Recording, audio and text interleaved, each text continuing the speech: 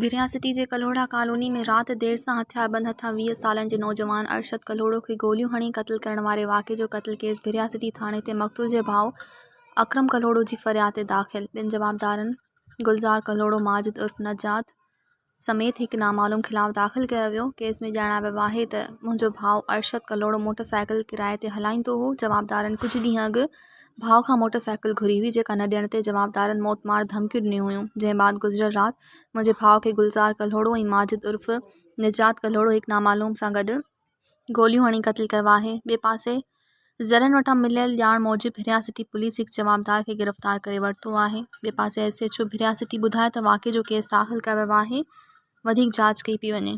मज़ीद ख़बरनि ऐं तफ़सीलात लाइ विज़िट कयो असांजी वेबसाइट www.awamiNewsHD.com ऐं ॾिसंदा रहो अवामी न्यूज़ HD।